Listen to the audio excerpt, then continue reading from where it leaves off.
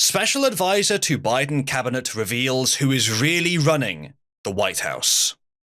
This is the SBA, or U.S. Small Business Administration. Chat, press 1 if you would rather that the overarching government of your nation got its hands deep into the realm of small businesses to try to, change things up there, shift things around. And press 2 if the best thing for such a government to do for small businesses is to leave them the hell alone.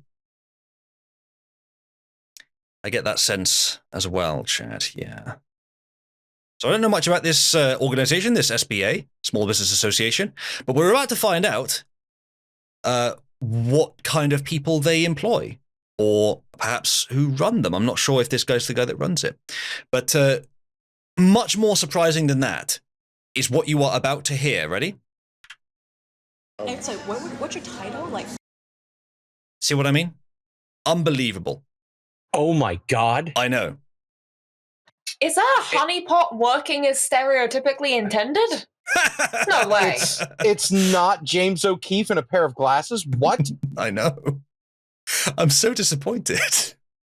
So am I. We're gonna just have to talk about the politics, whereas we can't even talk about James O'Keefe being hold on, infiltrator. Uzalu, are we sure this isn't James O'Keefe? As Kieran says, O'Keefe has a great voice acting range. Maybe it is him. Yeah. Special advisor. I work for the chief of staff, directly. Oh, you reported to chief of staff. So author's the chief of staff to Guzman. It kind of sounds like this guy is in charge of the SBA, actually. So a government institution. This is the guy that runs it. That's what it sounds like. It might not be. It sounds like it. Yeah, Isabella Guzman. So she's basically a spokesperson for Biden. Yeah. She's indirectly campaigning for Biden. Yes, yeah. Administrator Guzman said basically are going to these critical battleground states. Yeah. The thing is, when it comes to who is in charge of the White House, there's like a 75% chance it's someone that you've never heard of. Who is actually in charge. There's a pretty good chance it's someone you've never heard of, because they would rather keep their profile low. Obviously, Biden is the front man, the puppet, the one who wants the fame and recognition for all his hard work of being a corrupt politician for 60 years or more. But the person's actually pulling the strings is probably someone you've never heard of, or almost never heard of. I'd be looking at people who were also in the White House under Obama for that. To basically campaign for President Biden. Anytime we go, we try to visit with a member of Congress if they're a Democrat. The White House was like, yes, go. Don't invite the other senator because he's a Republican. And don't invite the 2 members of Congress because they're Republicans. There's a guy named Jeff Sykes. I mean, by getting Jeff's sign off, you're getting the president's sign off. People call him the second most powerful person in Washington. Yeah, and I've never heard of him. Have you heard of him, Buzz? No. Jeff Zients. Yeah. Well, that's the problem.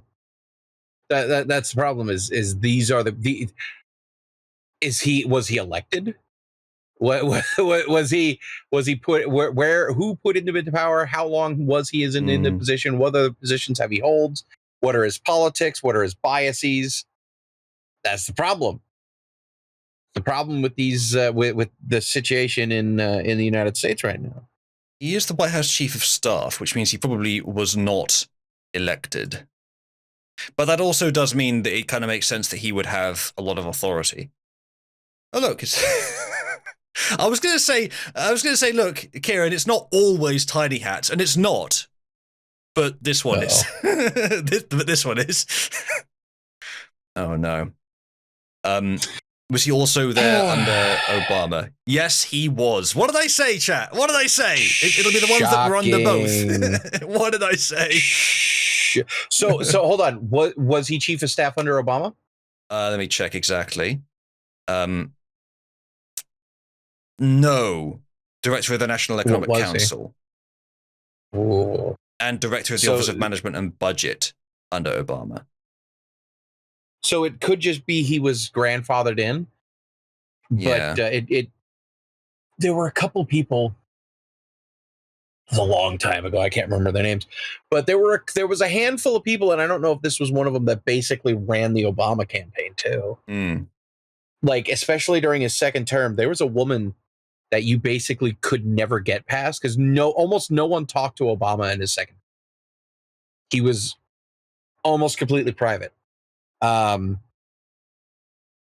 I can't remember who that was because it's been a while. But yeah, it was people like that. Valerie Jarrett. Thank you, Nighthawk. Good brain there. Thank you, Valerie Jarrett. That was one person that basically was the barrier to Obama. You could not talk to Obama without first talking to Valerie Jarrett. Valerie Jarrett let almost no one through. And there was like a small handful of other people that basically ran everything when it came to the executive branch. And they were in his cabinet, finger quotes. So, to be fair, chief of staff is someone that you would expect to be high up and have a lot of power in the White House. So fair enough on the front of, it's not like he's some like well hidden, like no title, but actually holding the power. So fair enough on him, but I'm sure there are others in the White House who are of that, description. They mentioned another person in this interview who maybe she was. But yeah, still, Jeff Zients, I've said, I haven't heard of him. Wes hasn't heard of him. I think they probably have. I think he's probably been kept quite out of the spotlight of the news, or at least hasn't been newsworthy, perhaps. But in looking into who is doing what in the White House, there's probably, if we look long enough, a group of about 3 or 4 people who are the top Biden wranglers. And they will be ones that you have rarely or never heard of, even if they hold positions of authority in the White House, but many of them will hold lower positions, or apparently hold lower positions, but actually have the power. And as I said, Biden wranglers. Probably the best correlate is, were they also in the Obama government? I'm willing to bet that there is almost very close to, if not completely 100% crossover. If not overtly in the Obama government, we're satellites of the Obama government. Because it's from what I have heard over the last 4 years, it is basically the same government. Like on the executive level. And obviously all of the splinters from the executive branch branching out. It is effectively the same thing. There might be some different names, but it's the same people. It's the same people running it. All right, let's continue. And whatever this guy says is what the president says. Who would you say is the most powerful person at the White House? Jeff. Jeff is the most powerful person at the White House. Other than like the president. There's probably like 5 or 6 people that work for Joe Biden and have worked for him for 30 years. One of them is Ron Clay. Ron worked for Biden when he was like a senator. There's a guy named Steve Rashay. He's like a senior advisor at the White House. There's another 2 people that I haven't heard of. And look at their positions: senior advisor, economic cabinet. Like these are all very, very vague positions. And these are most likely people that have been set up, that were planned to be set up to be the actual movers and shakers while Obama eats his appy sauce in front of Reagan's desk in the Oval Office. Which, hell, dude. But like the Reagan desk, really? It's literally probably because Trump had it and he just didn't bother moving. Soiled that damn thing. I mean, Biden probably has literally soiled it, yes. Yeah, most likely. Anita Dunn. Yeah, she's a senior advisor at White House. Gene Sperling. He's an economic. I haven't heard of those 2 either. But inferring from what he's saying here, it sounds like what he's saying is, these are the people actually running the White House. And you haven't heard of any of them. Pretty much. Oh, his sister, Biden's sister. She like runs the Biden. Biden has a sister? Okay, I didn't know. Foundation.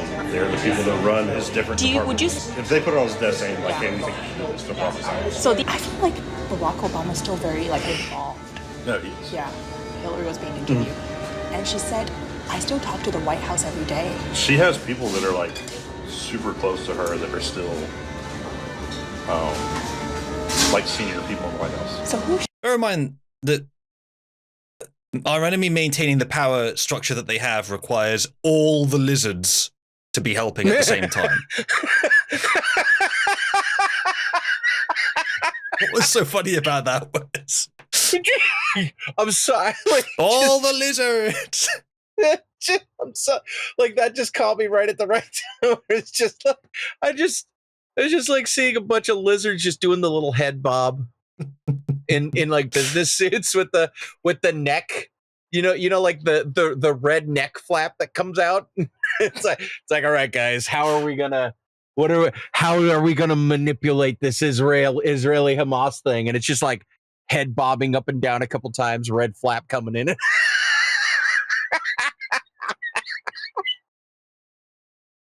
I'm very glad to have entertained you, Wes. My point, Wes, is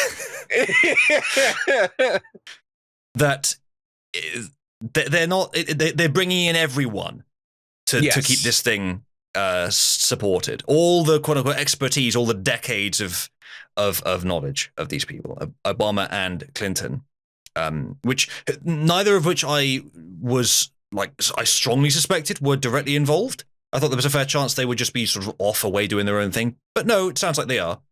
I was open to that, but I didn't strongly suspect it. No, it sounds like they are. All the lizards surrounding the circle. Red flaps out. Yeah, anyway, continuing. Talking to the White House. Probably near Tandon. Near Tandon, another one I haven't heard of. Whereas the lizards array themselves in a big circle around a star. But it's not 5-pointed. Uh-oh. Anyway. Hillary's still involved behind the scene because No, she is.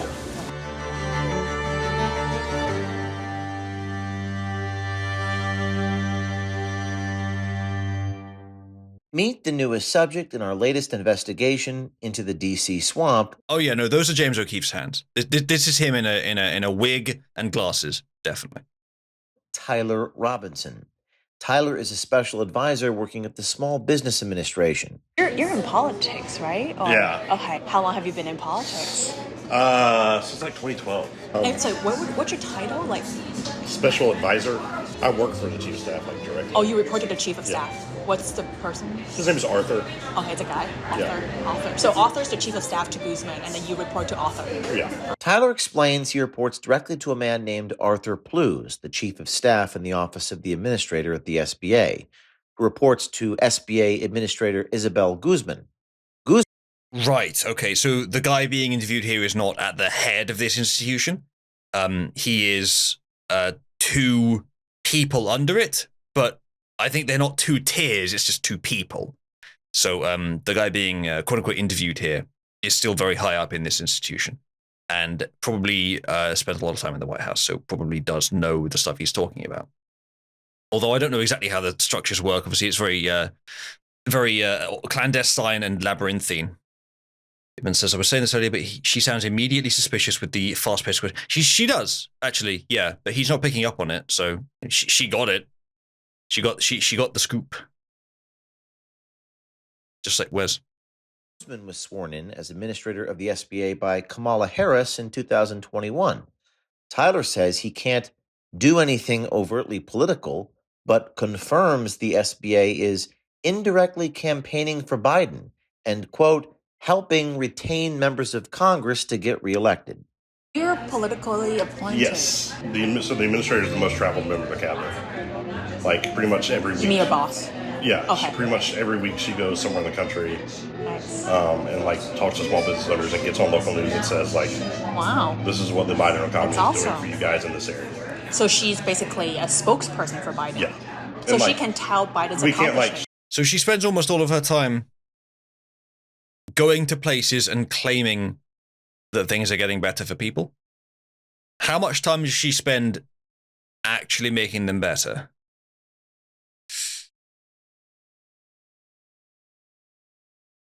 We can tell their accomplishments. She can't like go on stage and be like, or go on there and just be like, hey, Joe, vote for Joe Biden. Like, that's illegal. So she's indirectly, Yes. campaigning for Biden. Yeah. She's indirectly campaigning for Biden. Yes. Yeah. But like, there's just certain rules for like political appointees. Yeah. And what we're allowed to say and like do. You and your boss? Yeah. What's her name? Isabella Guzman. She's from California. So we're going to this area in Pennsylvania, which is a huge swing state. It's a huge swing state. Yeah, Got it. a state that Biden needs to win the presidency. And we're not saying, hey, go vote for Joe Biden, but we're saying, hey, because we passed this law and this law that no Republicans voted for, that only Democrats voted for and passed. Yeah. We are like at that time, that trip, we announced that the administration was investing $5 million. Those going directly to that community. So why can't you help Biden? There's it's called the Hatch Act. Unofficially campaigning for Biden and other elected Democratic officials to small businesses across the nation is a potential violation of the Hatch Act. The Hatch Act mandates that civil service employees in the executive branches of the federal government abstain from any active part in political campaigns. Several members of the Biden administration have already received warnings from the Office of Special Counsel and watchdog groups for violations of the Hatch Act, including Housing and Urban Development Secretary Marcia Fudge, former White House Press Secretary Jen Psaki, and former White House Chief of Staff Ron Klain. Tyler describes Guzman as a spokesperson for Biden and as the most traveled member of the cabinet as she uses her position to help get Democrats like Montana Senator John Tester reelected. Administrator Guzman said basically are going to these critical battleground states to basically campaign for President Biden. Anytime we go, we try to visit with a member of Congress if they're a Democrat. Why do you need a member of Congress to go? Just because then we can help them get reelected as well. So we're going. So, okay. I'm not sure. I think it could be argued in some context that something like the Hatch Act to keep certain aspects of government unbiased. A country could survive with that or without that. But either way, that is the law of the US. So let's go with that. In that case, what he is saying here is an admission to a campaign of criminal activity by this institution. That's what it sounds like. Now, maybe simply admitting that his intent is to help his own party isn't enough to find them guilty of doing that. But he's describing how what they're doing is for that on the basis of intent. So this is a criminal conspiracy, you might say. You might even. Yeah, well, it could end up being taken somewhere, but I'm not sure if you would find a court that's willing to hear it, unfortunately. So, if I were, it's like the thing is, it's like, oh, well, that might or may not be, illegal. But look, man, if I were to say, and I certainly hope no one takes me out of context here, if I were to say, boy, do I love selling drugs. You know what I love doing, Uzalu? I mean, I know it's illegal, but I love selling drugs, specifically hard drugs. I love selling it. And boy, do I love selling it to kids. You know what? One of my favorite pastimes, selling drugs to kids. Ooh, boy. And not only do I do it, but all of my friends in my high-ranking political position, we all sell drugs to kids. All of us. We do it all the time. All the time. Now, okay, would there right, be any evidence of this? Next. Hey! Would there be any? Now, here's the thing. Do I actually sell drugs to kids? Maybe, maybe not. But the thing is, there's no overt evidence of me selling drugs to kids. Mm. So, but you would think that at least, especially if I were a high up in a person, if I was a principal of a school, for example, and I said, boy, everyone who works for me sells drugs to kids, you would think there would at least be an investigation because I said that. Yeah. when I say Principal Ylevin, myself, Principal Ylevin, who works at Cabal High School, boy, do I love selling drugs to kids. And all of my assistants and all of my teachers, we all sell drugs to kids. We'd be like, you'd think the police would be like, hey, wait a minute. This is kind of fishy. Maybe we should ask some questions. Yeah. Maybe we should ask some questions. So, even if there's no overt evidence, you would think that the FBI would go, hey, this person is saying that his group, his political group that is supposed to be apolitical, is not being in fact, they're being the exact opposite of apolitical here. Maybe we should look into it a bit. Just saying. Yeah, you'd think so. The FBI would be like, oh yeah, we know about that. And then, maybe we should look into it though, guys. And then everyone in the room laughs. All the lizards in the circle just laugh. Yes. Yeah, they probably are aware. Yes, by rights, in a healthy society, this would lead to a huge investigation, which probably would uncover that kind of action. Another difference, though, is that when you sell drugs to kids, whereas that's an action, like an observable, real thing that is done, where if you hand it over and you receive the money, that's identifiable and clear and, a criminal. But in this case, it's what you say. And obviously, it's still an action. But the point is that it's very much down to interpretation. But it's also a lot easier to meet that margin. Because if you say you sell drugs to kids, you could own drugs. You could talk to kids, and it wouldn't meet that margin. But if they just say, yeah, we're doing these things to help Democrats, and then you look at what they're doing, and yeah, it's slightly in favor of Democrats, that's enough. That's enough to say that they're doing it. Especially if you are in a job that is specifically non-political, and you go and brag about how political you are and how political the people you work with are, and then you get caught doing these overtly political things. Hey, guess what you just did? Yeah. He's aware of the Hatch Act, and he still takes the money for the job. You're in there. It's just like, I still take the money for being a principal, and yet I'm still selling drugs to kids. I'm like, yeah. All right, let's continue. To Montana because Senator Tester he's the Democratic senator from Montana. Okay. Like, he's in the tough re-election race. And that's like a seat we need in the Senate to maintain a majority. Like, if he loses Montana, it's harder. We're screwed. Yeah, it's harder to win somewhere else. We all, like, as an office, we're going. The White House was like, yes, go. If you're on Montana, vote for a Republican senator. He's just revealed that that's a vulnerable point. Invite Senator Tester. Don't invite the other senator because he's a Republican. And don't invite the 2 members of Congress because they're Republicans. So the White House authorized you guys to go campaign for this senator. Ooh. Oh boy. Everything we were just saying about this institution, this guy on screen and the people around him are breaking the Hatch Act, and you're breaking the law. They took the job despite knowing about the Hatch Act. Okay, now we know that the president himself, or at least his office, signed off on it, so it goes right to the top. Not that that's a surprise, but it's now, by leak at least, confirmed. This is yet another crime, probably crime, committed by the Biden White House. Next, you'll tell me they're selling to kids. Or next thing you know, there'll be evidence that there's cocaine sitting in the White House. Like, not that ever happened. I mean, the White House investigated itself and said there was no. So Where could it be? Hunter runs streaking across behind them with like a bag in his hand and one of those little flower holding glass tubes. You remember that, Wes? Oh yeah. Yeah, just a trail of Parmesan cheese tracking behind him. But hey, you know what, Uzalu? You know what? At least there are no more mean tweets. Oh yeah, no, absolutely.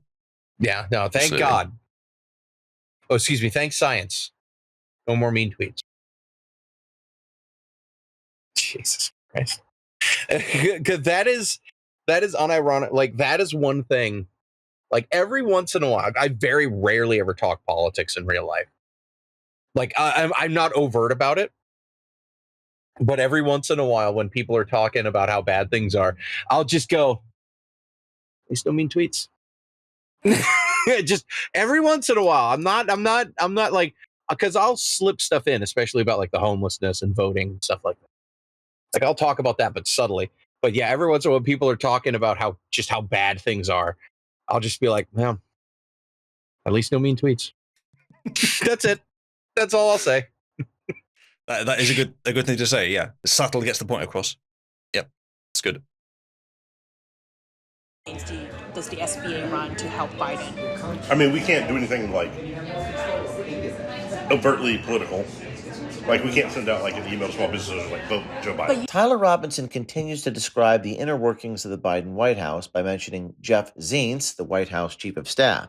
Tyler states, quote, by getting James O'Keefe's screenshot was sure to include the beginning of the early life section for this guy. Jeff's sign-off, you're getting the president's sign-off, labeling him as the second most powerful person in Washington, D.C. Down the line, it's up to like look at Biden in the background of that. Did you see him? Look at him. Yeah, he does look half asleep. Then again, I feel half asleep right now. Fucking wearing the mask. Oh. Okay, Uzalu, do you get this? Go on. Do you ever watch a video and like midway through, like, because it's like this person was assaulted, like by 8 people, and you're like, oh my God, that sucks. And then you see the person is wearing a mask, and it's like, hey, probably. I have a visceral reaction to people wearing masks now. I was watching this one compilation video, and it was like, oh, okay. Oh, that's cute. Like cute animals and stuff. And it was like, oh, that's nice. Oh, that's cute. Oh, oh God, a mask wearer. And like for the next like 3 clips, I was just like, oh God, I can't believe they showed a mask wearer. It's like cesspool content in your spiral content. Yeah, like unironically, I have a visceral reaction to people wearing masks. Like it's like, ugh, get the hell out of my presence. Well, I'm not disagreeing, but Wes, that's not a mask. That's the screeching maw of the void. Yes, that's true. My mistake. If you look closely, you can see it's just this black abyss where the rest of his mouth should be. See, the camera, usually the cameras are designed to sort of fill in that part with like a real human mouth. But occasionally the camera sort of fails and it shows the gaping black maw of what's really there. Yes. Also, and if you listen closely to this picture, you can smell the sounds of non-Euclidean speech coming out of Biden's voice. Non-Euclidean speech. I haven't heard that one before. It's interesting. I mean, it doesn't make sense, but it sounds cool. Well, that's the point. Also, I said if you listen closely to the picture, you can smell it. Yeah, yeah. It's supposed to. I get it. It's supposed to. And I'm not criticizing it for not making sense. That's the point. It's just a cool expression. Yeah. Well, you know what non-Euclidean is, right? Yeah. Yeah. Geometry that wouldn't make sense in the real world. Exactly. So non-Euclidean speech. Yeah. Okay, that makes sense. I like it. Yeah, we have fun. So do the kids. Yeah. It's up to like the president and the chief of staff. The chief of staff to the president approved it. There's a guy named Jeff Zients. Jeff Zients? Zients. Within the White House, there's something called the Office of Cabinet Affairs. Office of Cabinet Affairs. Yeah, okay. and so all these names. Yeah, they're responsible for like overseeing all the different cabinet agencies, like cabinet secretaries. And your boss is one of the cabinet secretaries. So they tell us. It went all the way up, basically, for approval. So Jeff is the final approver. I mean, I guess it would be the president, but in reality, it's probably Jeff. Yeah. So the president also has to sign off on this. Yeah. I mean, by getting Jeff's sign off, you're getting the president's sign off. Oh, this Jeff guy's powerful. Yeah. Realistically, they are. People call him like the second most powerful person in Washington. Because most of the time, it's someone that's close to the president. I think she's laying on a bit thick, to be honest. Thick and fast, as someone mentioned earlier with the questions. But hey, it's working. She's probably ridiculously hot. I mean, yeah. that'll be her main strategy. Yes. Kieran says, "Okay, this guy has to know it's a honeypot." This chick has zero subtlety, and yet he continues. We probably will get the video at some point of James O'Keefe chasing this guy down the street. I was about to say it because I'm so used to doing it, but no, he's probably actually straight or bi or something. It's probably just gonna be James O'Keefe with a blonde wig and a push-up bra and a mini skirt, just going, "You thought I was hot a minute ago. Why are you running away?"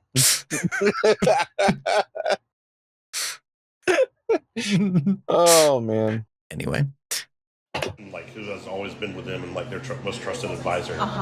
So like generally most of the time it's like, hey, whatever this guy says is what the president says. So Jeff can sign off on things without the president. Yeah, I would imagine if you like ask people who the White House chief of staff was, I doubt anybody outside of Washington D.C. would. Why is he so stealth? This is kind of a role. Because that gives him more power. Yeah. More like ability to do things, get things done. Yeah. Because if you, everyone knows about him, if you follow politics, you know who like the chief of staff is. But like the average American wouldn't know who he is. But is he appointed or elected? He's appointed. He's appointed by whom? Biden. Yeah. Tyler even goes so far as to state that Jeff Zients runs the White House. When he was 35 years old, Fortune magazine named Zients in his 40 under 40 list with a net worth of $149 million. He has held many corporate and government positions, including being on the board of Facebook and the chief operating officer of DGB Enterprises, a holding company for several companies. He's not elected by American people. That could be true without them being corrupt. But given everything else, I would draw some lines there. American voters, but he's appointed by Biden, and he can basically be the acting president. Not the acting president, but like he runs the White House. He runs the White House. Like he's responsible for everybody that works there. He like helps set the president's agenda. Like controls what gets said, all that stuff. Is Jeff more powerful than Harris? In some ways, yes. In some ways, no. And so. Credit to this guy, he's playing it straight. He's not being dishonest, I don't think, but he also is, I don't think he's a classic deceptive guy, or I don't think he's necessarily even evil. I think he's just blind. But what he's describing here is, yeah, this is the official layout of the powers. This guy's very powerful in Washington, D.C., and second to the president. He gets his stamp, it gets the president's stamp. He's acting like it's totally normal, and in some ways it is. When asked about the Kamala Harris thing, he's like, does he have more power? In some ways, yes, in some ways, no. As if to say, like, okay, yeah, the position in some ways has more power. She's not asking about the position, though, is she? She's arguing about in practice. In practice, as far as we know, particularly from these leaks, Kamala Harris is an outsider in the White House. So does she have more power? Does she have more influence? No. I expect the clear answer is absolutely not. She's outside of the main power structure of the White House, but Jeff Zients appears to be the head of the power structure, not the figurehead, but the head of the power structure in the White House. At least one of them. Yeah. Wolf says, no, he is clearly a deceptive mastermind whilst blabbing like this to a pair of tits. Yes. Hey, the mic's up here, honey. Is Jeff more powerful than Kamala? Like, not legally, but in practice, he is. Yeah. Okay, that's what I mean. It's exactly what I mean. She's asking the right question there. Thank you, dear. So, and he agreed. So, yeah, I think I was right about that. What would you say is the most powerful person at the White House? Jeff. Jeff? Yeah. Jeff is the most powerful person at the White House. Other than, like, the president. So all buck stops, like all roads lead to Jeff. Jeff and the president, yeah. Okay. Recently, the interviewer's accent, a hint of sort of Asian in there. So I guess this guy, we know what this guy's into. Then again, Asians don't usually have enormous tits, do they? I wonder. I am just picturing, like, I mean, it could be my personal bias, but I'm just picturing just a bleach bottle blonde. Yeah. In a low cut top with huge tits. And she's doing that thing. You know, that thing that girls do that's really, really nice, where they fold their arms underneath and push them up as they lean forward on the table. That's what I picture her doing. And then like taking one hand and like playing with a strand of her hair while talking. Yep. Oh yeah. All those That's signifiers. Yeah. But I did hear a bit of Asians, so it's not quite that stereotype. But there are some Asians with big tits. They exist. Special Counsel Robert Hur characterized Biden in his final report as showing diminished faculties and faulty memory, in which Biden did not remember even within several years when his son Beau died. This report and Biden's general demeanor compel many Americans to speculate there must be other people in charge and making the most important decisions for the American people. Tyler Robinson has a lot to say about Biden's shadow advisors that were never selected or voted for by Americans and lists them directly by name. To be clear, it's not wrong, I don't think, to have advisors who you appoint in any context, really. No. Of course what's not. wrong is what happens beyond that, So- whether the president is actually the president. Every leader needs advisors. Every single one. If you think that you are good enough to not have advisors, you shouldn't be a leader. But when the leader is infirm mentally, and those advisors are the ones actually doing the thing, and what's more, those advisors were appointed by people other than the infirm leader, which we all know is what happened. That's the problem. Yeah, and they're not a leader at That's that point. the problem. Yeah, No, they're a puppet. Yes, they're that is basically puppets. Right. Let's continue. Stating there are 5 or 6 people who are Biden's closest advisors and have worked for him for over 30 years. I mean, Joe Biden, like, he's been around for so long that he has, like, a solid group of people around him that, like, they're his closest advisors. Like, he has a group of people, like, there's probably, like, 5 or 6 people that work for Joe Biden and have worked for him for 30 years. They go on TV sometimes. One of them is Ron Clay. Ron Klain? Ron Clay. Okay. He was the first chief of staff. He left. Okay, before Jeff. Yeah. Okay. And he also Ron worked for Biden when he was like a senator for a super long time, and then he worked for him when he was vice president, and then he worked for Obama for a little bit. So he's worked with a lot of people. He helped run the Hillary campaign. So he's like one of Yet another multi-Democrat leader individual. Yeah, those are the ones. There's a guy named Steve Ricchetti. They're old friends. He's worked for Biden for like years. He's like a senior advisor at the White House. Anita Dunn, she is senior advisor. She's a senior advisor at the White House. One of these advisors is a DC insider named Anita Dunn, Nothing in early life about her being Jewish, chat. who once named Chinese Communist Revolutionary Mao Zedong as one of her 2 favorite political philosophers in a speech. Oh, what a silly mistake. Oh dear. Not Jewish, but communist. Yeah. Even worse. Argument. Yeah. It's like what the cancer that's infested the West is not as much Soviet as it is Maoist at the moment. Part of the reason I think that China's a major influence. There's a lot of overlap, and China took over a lot of the Soviet infiltration and a lot of Soviet tactics after the Soviet Union fell, because a lot of Soviet communists moved over to China. To a high school graduation. Coincidentally, Dunn, a former managing director of prominent Democratic consulting firm SKDK, just so happens to have downplayed the significance of Acorn in a 2009 appearance on CNN. As you recall, he posed as a pimp, and with my colleague as a prostitute, exposed Acorn which led to federal investigations. What do you mean posed as? What do you mean posed as, James O'Keefe? You're not selling sex, but you're using women and their bodies to acquire something from men. To be fair, Uzalu, to be fair, this was long before he did this on the reg. Fair enough. This was like 2008. This was when he was like 20 something. And also, to be fair, pimps don't usually dabble, but O'Keefe does. And the congressional defunding of Acorn. Gene Sperling. He's an economics guy. Okay. So that's 4 people. Yeah. Who's the 5th? Oh, his sister. Huh? Biden's sister is like very important to him. Biden's sister? What's her name? Valerie. Valerie.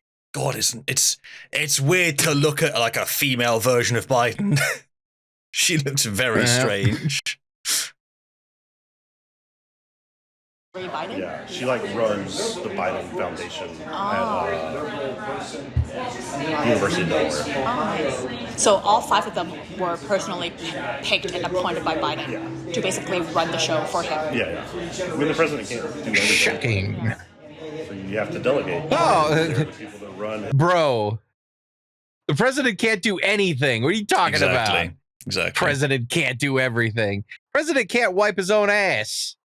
Would you say those 5 people plus Jeff do more than the president himself? It kind of depends. Yeah. But they have ability to make decisions for the country without having... I suspect he doesn't actually know the answer to that. He is 3 tiers down of an institution that's a tier or 2 down from the tier below Biden. So this guy just might not know exactly how much Biden does, or he might have been, Biden's behind closed doors most of the time. He might assume he does more than he does. But I think it's reasonable to assume at this point that Biden does almost nothing. Sure, rubber stamps it just so that the signatures are all lined up and the T's are crossed and the I's dotted. But probably that's about it. And then he's just wheeled off to various appearances, fed rhino steroids to get him going. And then, I mean, hell, like, what is the most active drug you can imagine to get someone lucid and compos mentis? That's probably what Biden's been on almost consistently for the last 4 years. I'm not sure if it is. There are some very powerful prescription drugs that you can use. Yeah. And that's what's probably pumping through his veins every time he goes out there, like during the State of the Union. Oh yeah. No, he was on some hard stuff. To necessarily get the president's sign-offs. They have to get the president's sign-off. But Yeah, but like how often would the president say no? yeah, exactly. Right? So if it ends up on the president's desk, then he'll probably sign off on it. She's being very forward. She's almost outing herself as not one of his people. She must be really hot. Oh yeah. I don't know. He doesn't. This guy doesn't seem like quite the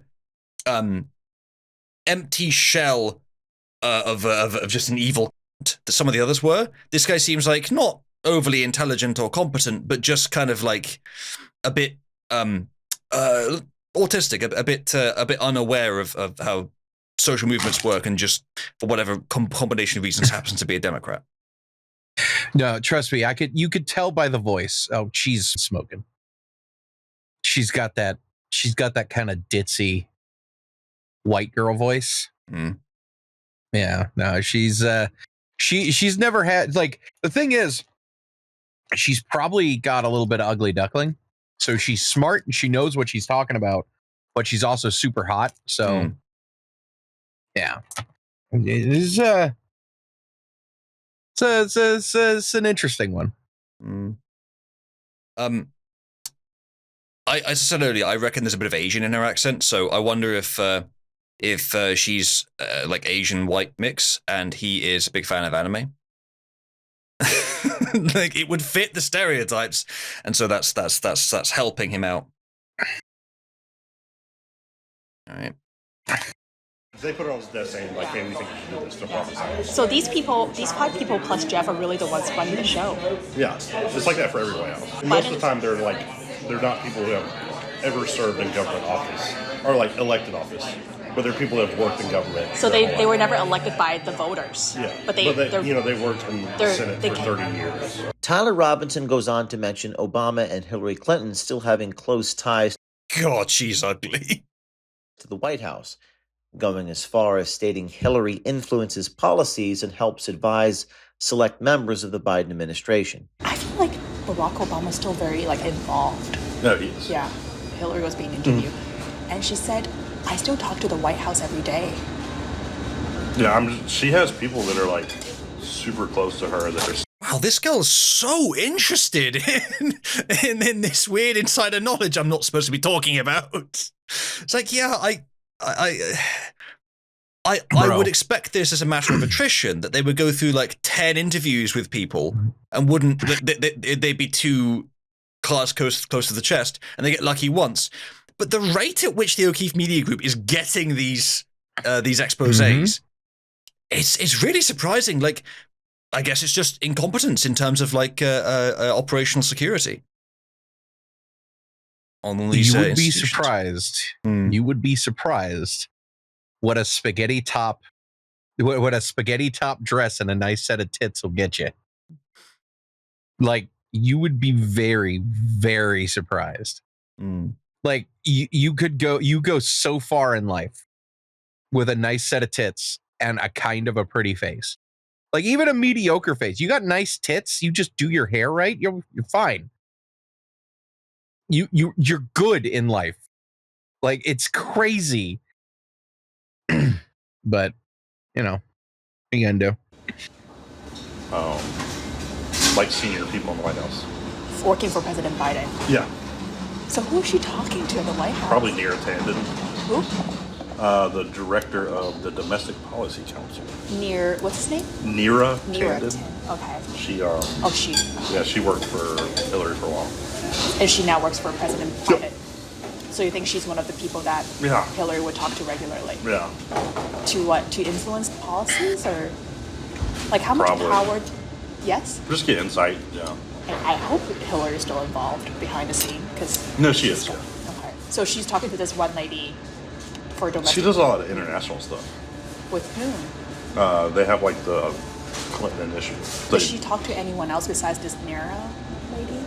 I'm sure. Yeah. On internal SBA policy and plans, Tyler Robinson discusses how the SBA wants to get into the lending business to provide loans to small businesses that cannot get loans from private banks. She had her congressional testimony, and we didn't want her to mention that we would like to do direct funding to small businesses because the Republicans hate that.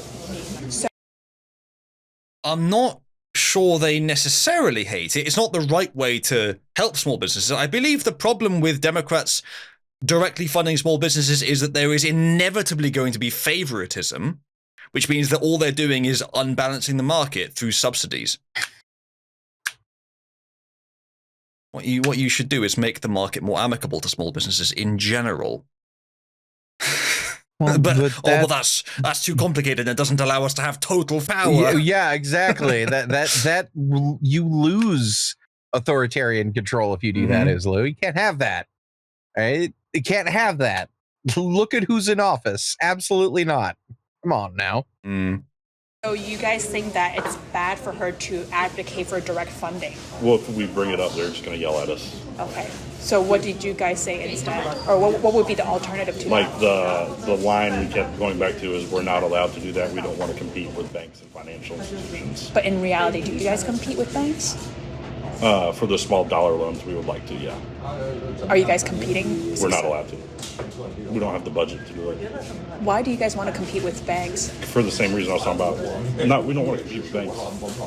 I think a way to expand access to capital for business owners is those banks that don't want to do a $10,000 loan.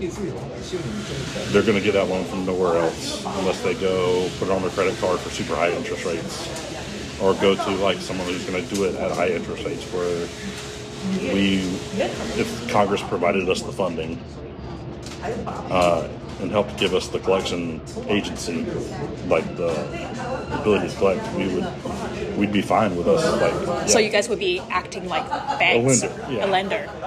But we can't do that. Why? We don't have the budget to do it. Like, you have to get it. That money has to be approved, and we have to be. I'm not sure there's really anything necessarily wrong with this part, or have I missed something? They're laboring it.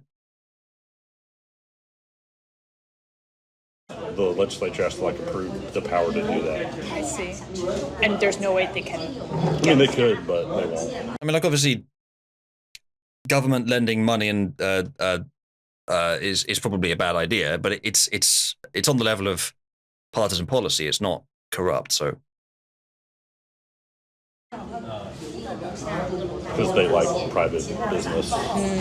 OMG's hidden footage reveals Tyler Robinson's special advisor to SBA Administrator Isabel Guzman making important confessions about who is actually making decisions in the executive branch.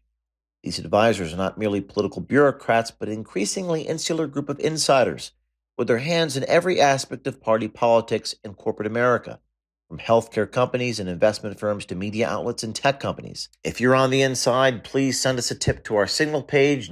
That is the end of the video. I have to say, Wes, this was not as entertaining as the last one. There are plenty of homosexuals and trannies for him to have sex with in the upper echelons of government right now. I firmly hope that he attempts to nail them down as well as he can. Mm-hmm. O'Keefe, we're depending on you. Yes. Come on, man. Indeed.